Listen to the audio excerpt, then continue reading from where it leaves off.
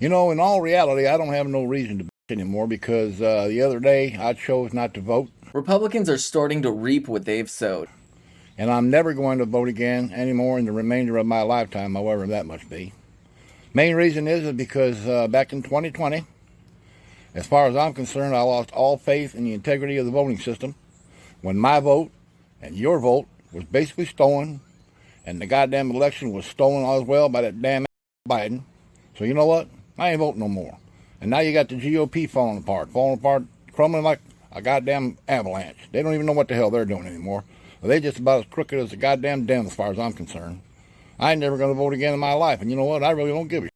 So this TikTok by Peanut Butter Falcon, who is a Republican, is talking about how he has so little faith in the voting system that he stopped voting altogether, which is really, really funny because it just goes to show how shameless these Republican grifters have been, constantly fear-mongering, spreading misinformation about the elections, and trying to say that the elections are fake, when in actuality, it just turns out that Republicans are unpopular. But when you go running around spreading lies about the elections being fake, a lot of your voters who believe your ridiculous conspiracy theories start to lose faith in the voting system altogether. And when they do that, then they stop turning up to vote. Who would have thought? And so this is very emblematic of how Republican elected officials really have just completely lost the plot. They've spread these conspiracy theories, they're pushing all of these ridiculous lies, and they're actually turning away some of their own base away from voting.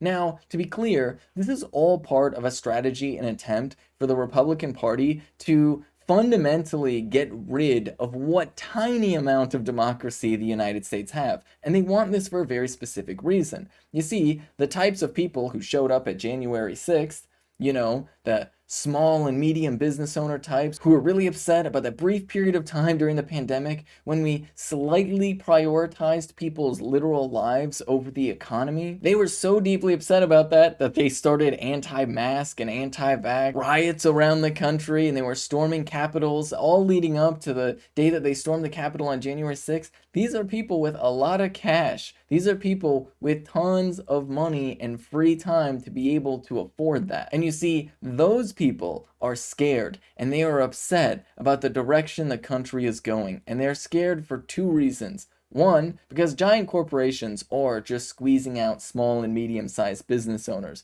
But two, that as more and more people are pushed into the gig economy and are working as regular employees because of the shrinking of small businesses, fewer people have opportunities to become small business owners. In the Marxist sense, as is outlined in the basic concepts of dialectical materialism and the theories of Marxism, that as less people have the opportunity to be business owners and more people are workers, that more people will adopt the mindset of workers and start to demand changes that benefit workers. And so, of course, a lot of these business owners are deeply upset by that. And they, right now, are feeling as though they're losing their grip on political power. And that is on top of the fact that, let's just be really clear, the Republican Party is an overtly white supremacist party. And so they're also deeply afraid of white supremacist institutions losing their power as more people are voting against that and more people are demanding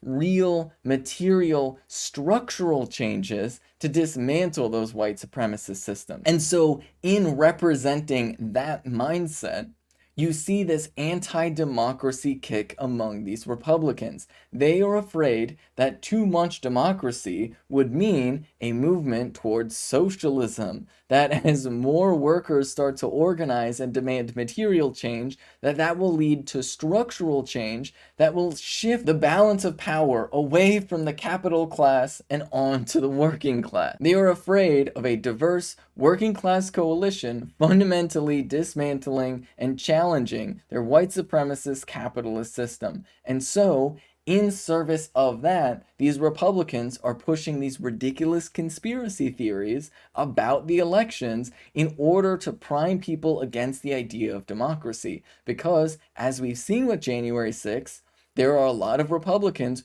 who are not afraid to shy away from the idea of outright insurrection, with the explicit aim of establishing right-wing dictatorship. Only with the way that Republicans have been pushing their conspiracy theories, they've ended up shooting themselves in the foot, where their own voters like this guy are apparently choosing to not show up to vote at all. And the good news is that a lot of the major election deniers that were running across the country lost their elections and are not in positions of power today. Some of them, however, are still trying to push election misinformation and are refusing to concede their races, and are even trying to imply on the internet that the election was stolen from them. And this is fundamentally where Democrats need to grow up and have a little bit more courage to really address the problem that is the growing amount of right-wing violence and vigilantism that we are currently seeing, which is part of this extreme right-wing kick that is very openly and publicly in support